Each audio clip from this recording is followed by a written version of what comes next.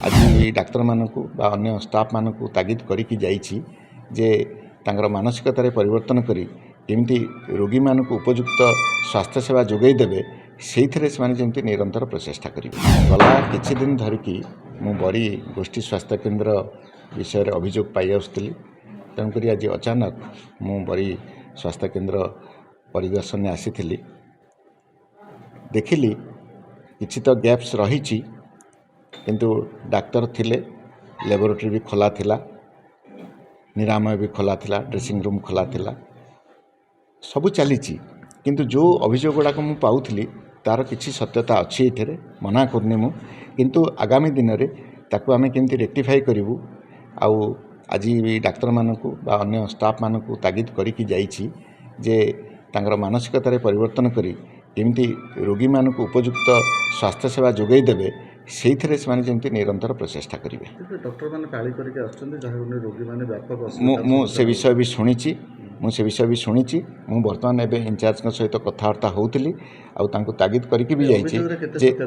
अभियोगर किसी सत्यता रही मना करनी अभियोगर सत्यता रही डाक्तर मैंने किसी पाली करके आसुँच किंतु आम से केमती समाधान करूँ जमी लोक मैंने स्वास्थ्य सुविधा पाइबे से आम निरंतर चेष्टा करुचु। जदि भविष्य में सेमती किसी हुए से विरुद्ध निश्चय कार्यानुष्ठान ग्रहण कर मुझे आसिकी सब तदारख करी सीटा रिपीट हुए ताल आम निश्चय तार कार्यानुष्ठान जो मैंने नहांती जदि छुट्टी दरखास्त देना निश्चय विरुद्ध कार्यानुष्ठान हम से बर्तमान मुझे देखुची आज ड्यूटी रोस्टर ए देखिक मुझे पूरा मोर सरीनी मोर पूरा जांच सरीनी आहरी सर गणमाध्यम आगे आज सीडीएमओ प्रतिश्रुति देते जो मैंने आज अनुपस्थित थे कार्यानुष्ठान हम मुझे देखी आग किए छुट्टी अच्छी कि किए छुट्टी ना किए छुट्टी दरखास्त कि छुट्टी दरखास्त देनी जदि सेमती से छुट्टी दरखास्त न देकी रही थे ताहले तुमको एक्सप्लेनेशन मांगू निश्चय जदि से नहला दरमा बंद करूँ। जो रोगी मैंने एडमिशन होती खाद्य व्यवस्था कराए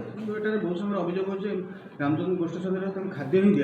मुझे देखुची कौन है किए वेंडर किए अच्छी किए दौर कौन टेंडर प्रोसेस होता बर्तमान मुझे चली कम देखनी पूरा सरी मुझे देखुची डिस्कसन करुँच सहित कि आप जो अभियोग कर अभियोग आम कार्यानुष्ठान सर गोटे अभियोग रोचे जो सीएचओ मैंने अच्छा कौन नियम अच्छी कि थेसो पकेबे व्यवहार करेंगे थेसो व्यवहार कर शुणु सीएचओ मैंने देखिपारे ब्लड प्रेशर केमती देखिए है देखिपारे बेले बेले आमर बर्तमान दिहला डिजिटल